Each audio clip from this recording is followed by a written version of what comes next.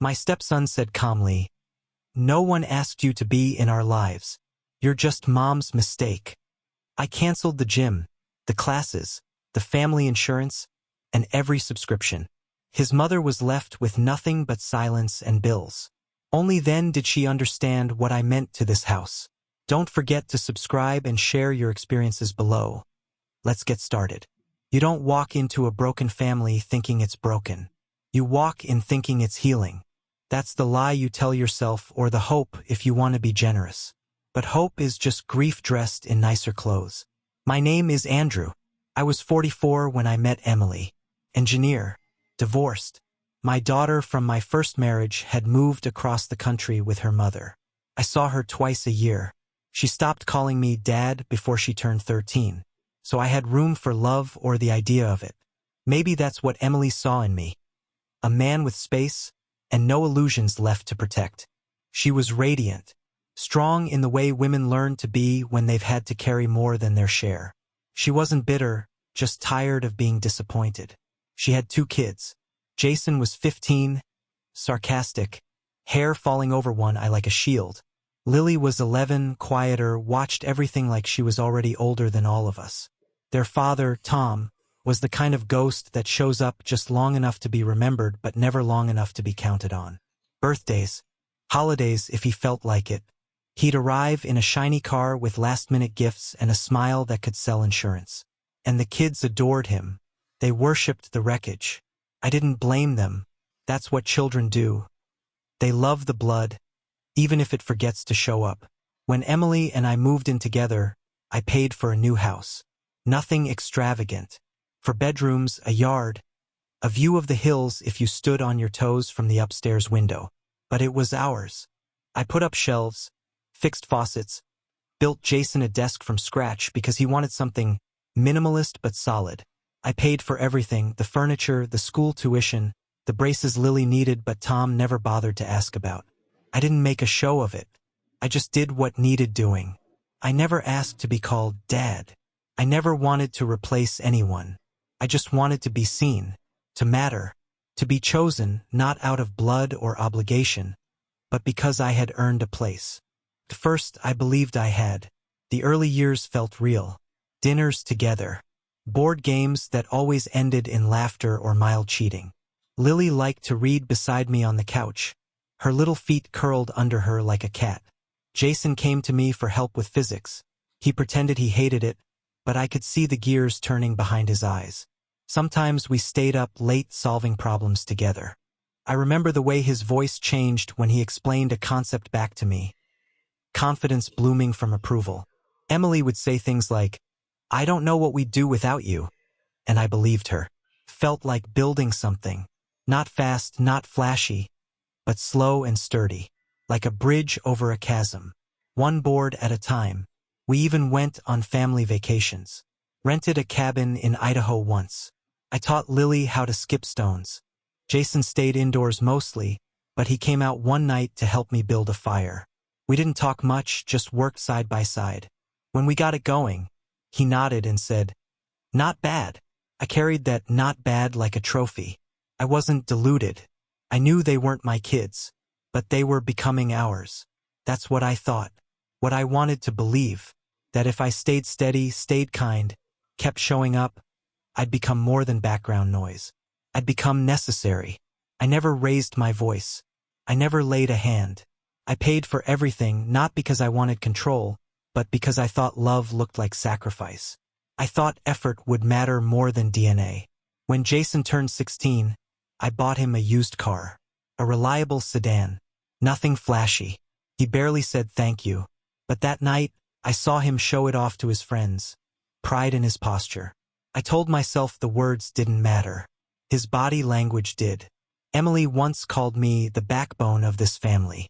I still remember where we were. Standing in the kitchen, her hands warm from dishwater, a smile that reached her eyes.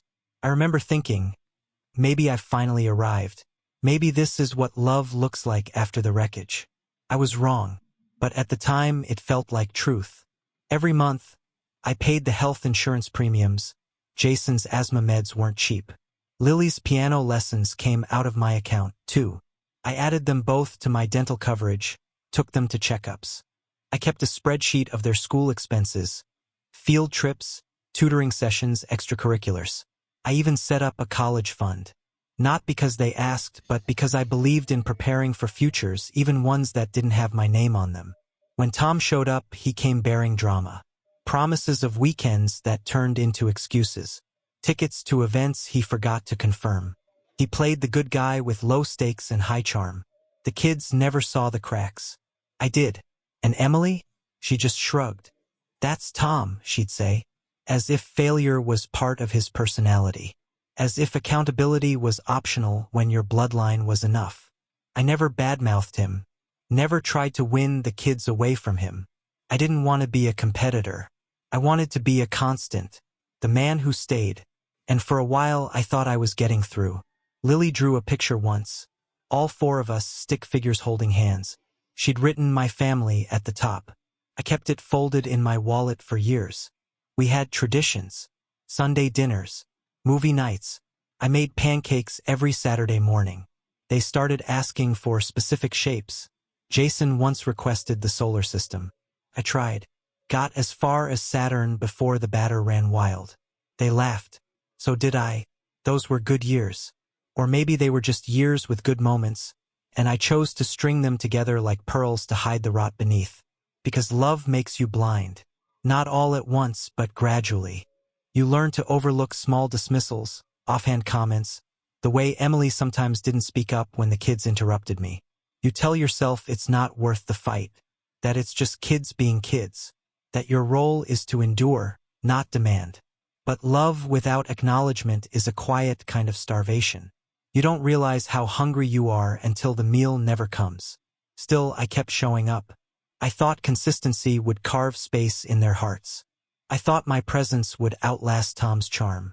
I believed in what I was building, even when the blueprints kept changing without me knowing. I remember one evening, the four of us at the dinner table, candles lit, Lily humming under her breath.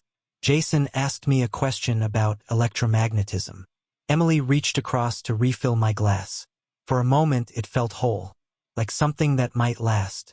I held onto that moment for years longer than I should have.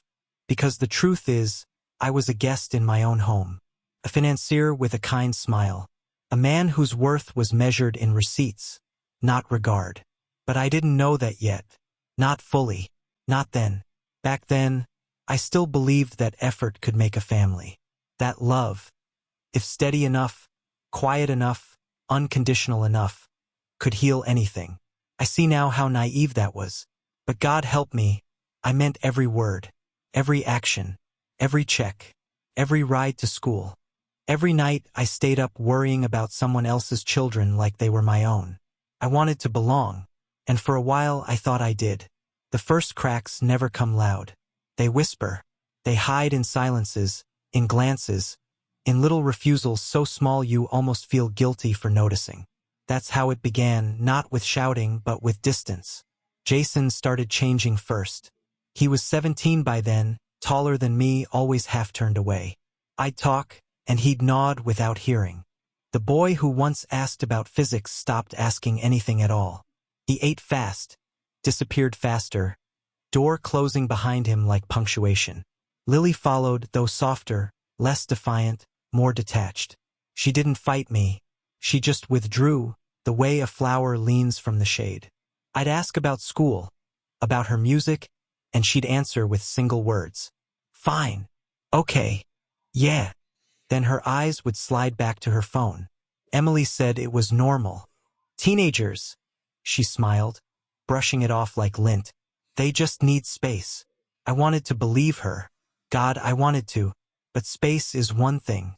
Cold is another. There's a difference between growing up and growing away. I told myself not to overthink it. I worked long hours, bridge design, deadlines stacked like dominoes. Maybe I was just tired. Maybe I was missing cues. Maybe they were fine and I was the one fading. But some nights, lying beside Emily, I felt the chill settle between us two. Her touch became rare, her voice soft but distant, her eyes fixed on the ceiling instead of me. It wasn't anger, just absence. The kind that's harder to fight because it doesn't shout. It just leaves. The house stayed clean, organized, functioning. But something invisible had rotted inside. The dinners grew shorter. The laughter died first. Then came the whispers. One night I came home early. Rain slicked the driveway, headlights cutting through fog. I parked, killed the engine, and sat for a moment, listening to the rain drumming on the roof.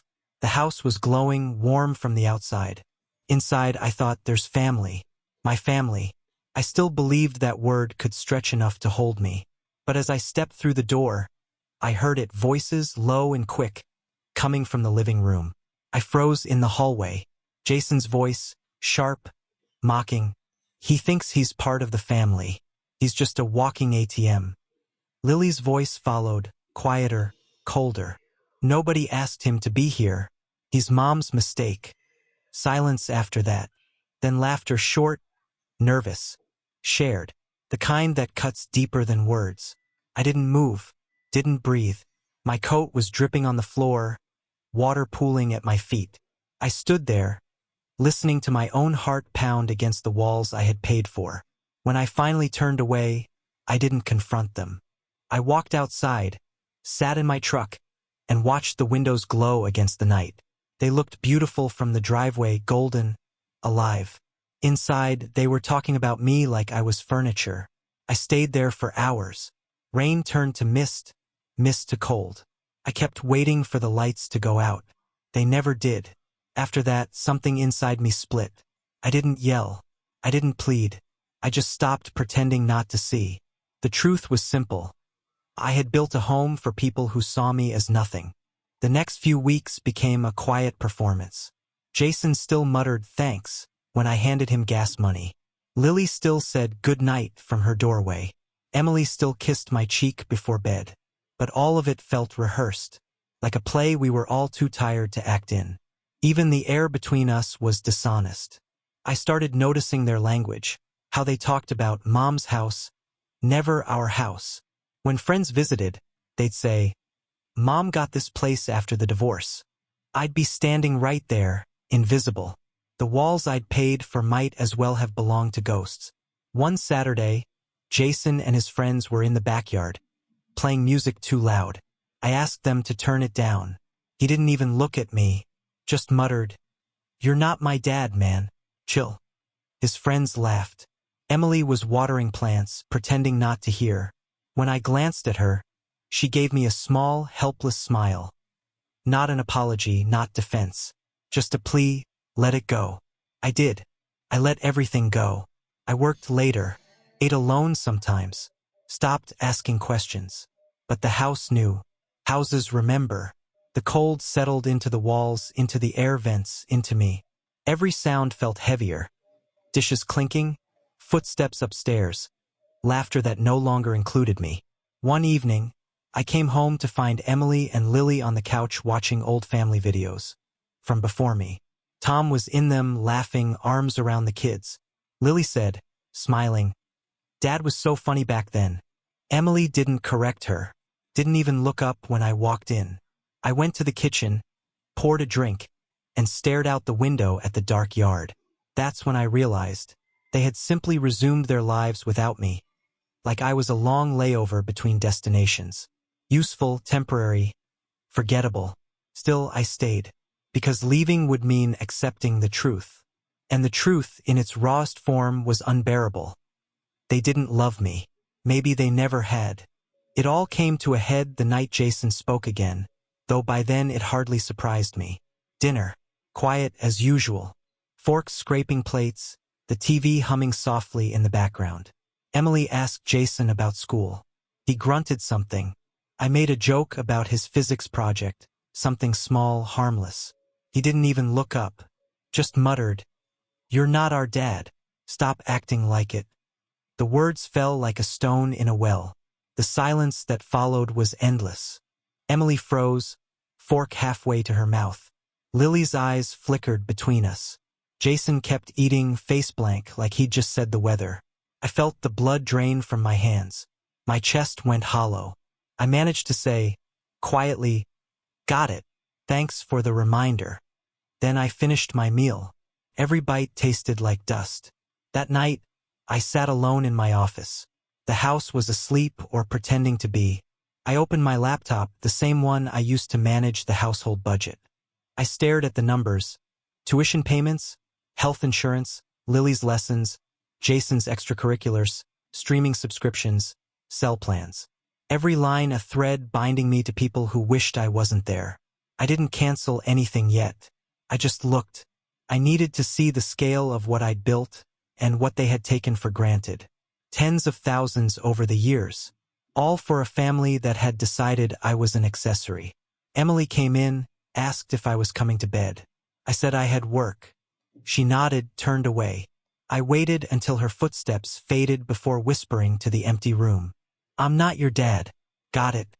I started sleeping in the guest room after that. Said it was because of my late hours. She didn't argue. She just said, "Do what you need to." The house grew colder. Not the air, the atmosphere.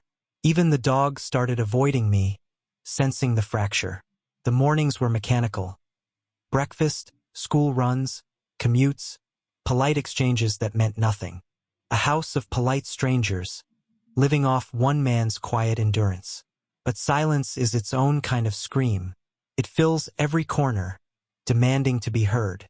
One evening, I stood outside again, watching the house from the truck.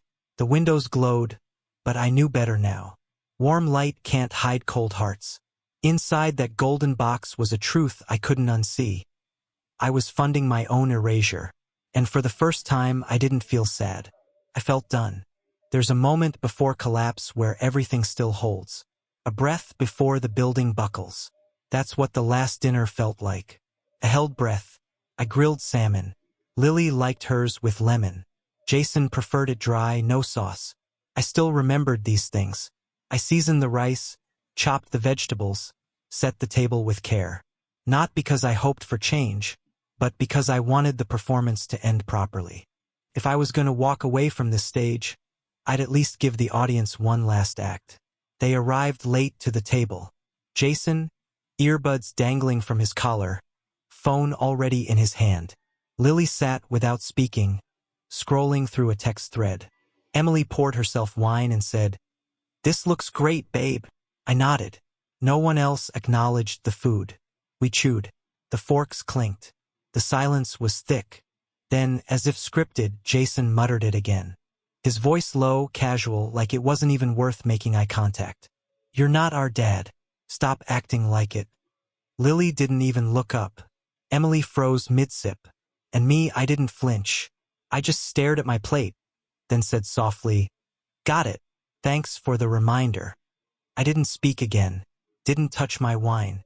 I waited until they finished eating, then cleared the dishes like I always did. Jason wandered off without a word. Lily followed, eyes still glued to her phone. Emily lingered by the sink, but said nothing. That night, the performance ended. I opened the laptop again. No hesitation this time. No trembling hands. First, the subscriptions. Spotify, Netflix, Amazon Prime, Disney Plus. Cancelled. Second, the extras. Gym memberships, online courses, Lily's piano software, Jason's gaming server. All gone. Third, the essentials. I removed my name from their phone plans. Cut off the family insurance. The health coverage I'd carried for 3 people who didn't carry me. I left Emily's on for now. I'm not cruel, just done.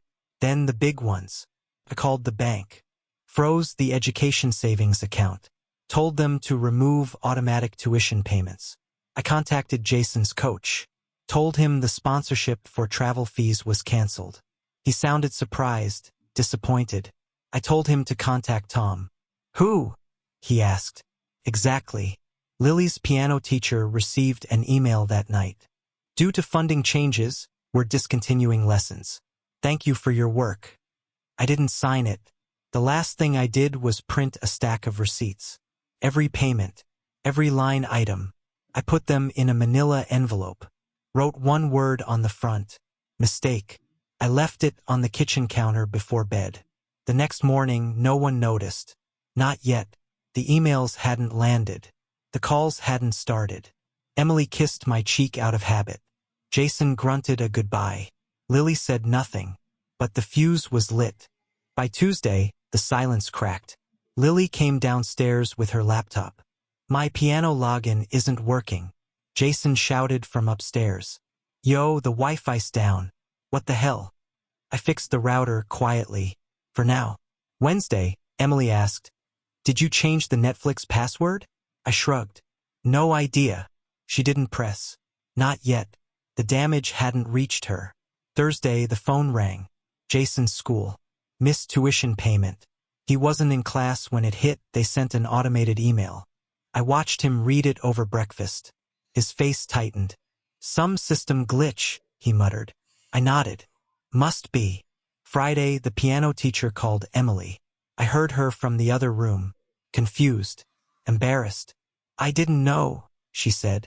I'll look into it. I didn't speak. Just folded laundry. My hands were steady. By Saturday, the storm hit. Jason burst into my office, waving his phone. Did you cancel my school payments? I looked up from the spreadsheet. Calm. Yes. His jaw tightened. What the hell, man? I'm starting a new term. You can't just pull that. I set down the pen. You told me I wasn't your father. You've made that clear. If that's true, I don't owe you tuition. He stared at me, for the first time without defiance. Just disbelief. You're serious? I nodded. Completely. He left. No door slam. No words. Just footsteps up the stairs, slower than usual. An hour later, Lily approached. Her voice was soft. Did you stop the piano stuff? I nodded again. Yes. She blinked. But why? I didn't smile. Didn't soften. Because I'm not your dad. Remember? I'm your mom's mistake. She flinched. I didn't. That night, Emily confronted me. What the hell are you doing? I handed her the envelope. She opened it slowly, reading the receipts, the notes. Every payment for 3 years. She flipped through them like court evidence. Her face paled. This is petty, she whispered. No, I said. It's math. She sat down hard at the kitchen table. You're punishing them. I didn't answer. You think this proves something? That cutting them off makes you right? I think it makes me free. She didn't speak for a long time, just stared at the bills. Then she whispered, You should have talked to me. I did, I said. Every time you ignored what they said. Every time you let them treat me like a stranger. Every time you called me the backbone but let them walk all over me. They're just kids. No, I said. They're mirrors. And you let them reflect exactly what you believed. Silence again. She didn't deny it. By Sunday, the house was quiet. Not peaceful, just stunned. Jason barely left his room. Lily stayed in her headphones. Emily moved like she was stepping through fog. I felt light. The power of no, I'd never known it before. All those years, I thought love was measured in yes, in patience, in sacrifice. But no is love too. The kind that protects what's left. That evening, the phone rang. Tom. I answered. He sounded annoyed. Hey, I've been getting calls. Bills. Coach said you dropped support? I did. You could have told me first. No, I said. You should have shown up first. He scoffed. Look, this is messy. You can't just pull the plug. They need stability. Then give it to them. He paused. I don't have that kind of cash, man. Then maybe don't have kids you can't support. Another pause. Then, you're bitter. No, I said. I'm done. I hung up. Emily didn't speak to me that night. The kids avoided me entirely. I sat in the living room. Lights low, silence thick. The air felt clearer. As if, for the first time, I wasn't paying for oxygen I wasn't allowed to breathe. 10 p.m. Jason came downstairs. He didn't speak, just stood there. Finally, he said, You really aren't gonna pay? No, I said. What am I supposed to do? I looked up at him. Ask your father. He stared. He's useless. I didn't blink. Then maybe think twice next time before spitting on the man who isn't. He didn't respond, just left the room. The next morning, Emily made coffee. She poured 2 cups, handed me one, sat down across from me. No fight, no accusations. Just 2 people who had once shared something, now trying to sip warmth from cold mugs. "I didn't know it was this bad," she said. "You did," I said. "You just didn't care until the money stopped." She didn't deny it. I drank the coffee. Tasted like ending. The week that followed felt like watching a dam crack in slow motion. Every day, another sound. Another splinter giving way. Every silence grew heavier. Every glance colder. But the collapse wasn't loud. It was methodical, quiet, inevitable. By Monday, the emails were piling up. Jason's school sent another notice. Overdue balance. Emily's phone buzzed every few hours. Calls from the insurance company, from the gym, from Lily's teacher. At first, she tried to handle them herself, her voice calm, rehearsed. "There's been a misunderstanding. My husband's sorting it out." But the truth crept into her tone, one tremor at a time. That evening, I came home to find her sitting at the kitchen table surrounded by envelopes, half open, half crumpled. Her laptop was open, the screen glowing with overdue balances. The envelope I'd left marked mistake lay beside her, still there like an accusation. She looked up when I entered. "Andrew," she said, voice small, "you really canceled everything." I nodded. "I did." She swallowed hard. "The insurance, the tuition, even the utilities." She stopped. "Why?" I took off my jacket, hung it by the door. "Because it was time someone else paid." "Paid for what?" "For what they said. For what you allowed." Her face went slack. She leaned back in the chair, eyes glistening, but not from guilt, from disbelief. "You think this will teach them? That punishing everyone will make you feel better?" I sat across from her. "I don't feel better. I feel awake." Jason came down the stairs then, holding his phone like a weapon. "Mom, the school says I can't register for next semester. They're locking me out of the portal." Emily looked at me. I didn't speak. "Mom," Jason snapped. "Say something." She whispered, "Your stepfather." "Don't call me that," I said. "He's right. I'm not." Jason's eyes burned. "So that's it? You're screwing over my education because your feelings got hurt?" I looked at him evenly. "Because my reality finally caught up with my effort." "What the hell does that mean?" "It means I stopped paying to be insulted." He laughed, sharp, broken. "You're pathetic. You think this makes you a man?" "No," I said. "It makes me free." He threw the phone onto the table, stormed upstairs. The thud of his door felt like punctuation. Emily's hands shook. "You've gone too far." "No," I said. "I just went far enough." Later that night, Lily knocked on my door. She didn't come in, just stood in the frame, small and uncertain. "Mom's crying," she said quietly. "I know. Jason's saying you're ruining everything." "Maybe I am," I said. "But everything was already ruined." She hesitated. "You didn't have to cancel my lessons." "I did," I said, "because I can't keep pretending." She frowned, tears welling. "Pretending what?" "That we were a family." She left without another word.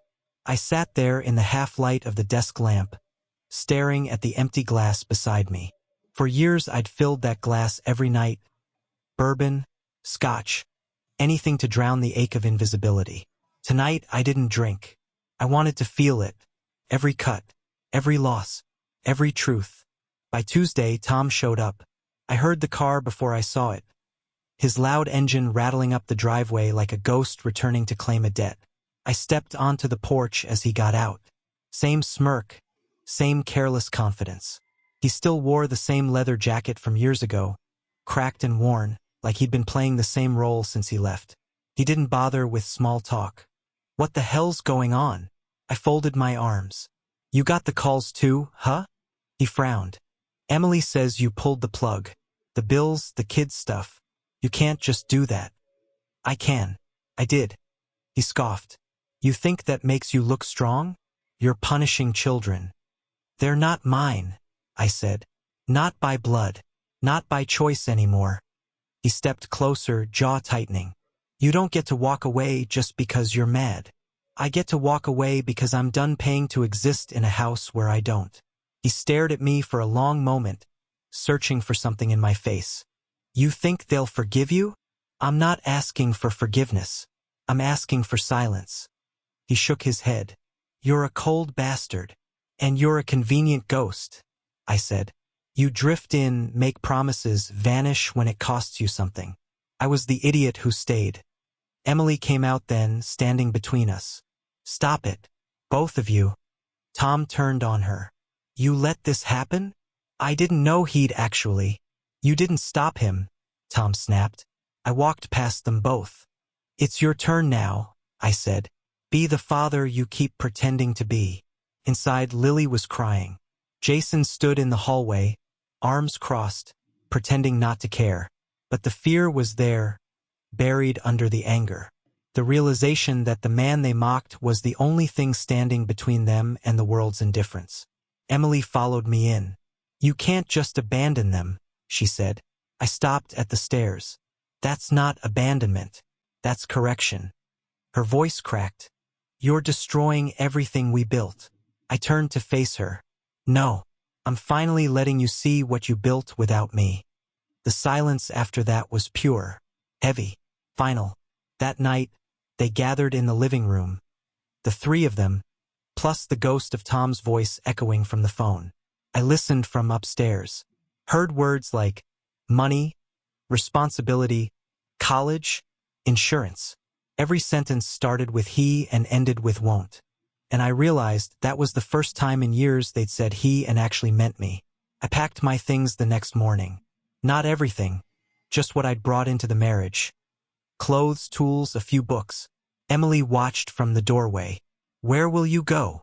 Portland, I said. My firm has an opening there. She nodded slowly, as if rehearsing the weight of absence. Jason didn't come downstairs. Lily stayed in her room. The dog, old, loyal, followed me to the door. When I opened it, he hesitated, then turned back inside. Even he knew who belonged where. Emily spoke softly. They'll hate you for this. I know. And later, I looked at her. Later, they'll understand. Or they won't. Either way, they'll pay their own bills. She started to cry. You were good to them. I was, I said. That was the problem. I left the keys on the counter. Walked out to the truck. The morning was cold, the kind that clears your head. The house behind me looked small now. Smaller than it ever had. Like it had shrunk to fit the truth inside it. As I drove away, I didn't look back. You only look back when there's something left to save. Halfway to the city, my phone buzzed. A text from Emily. Just 4 words. They're asking for you. I stared at it until it dimmed. Then I deleted it. Because sometimes the only way to be heard is to stop speaking. And the only way to teach gratitude is to let the ungrateful face their own silence. That's the bill coming due.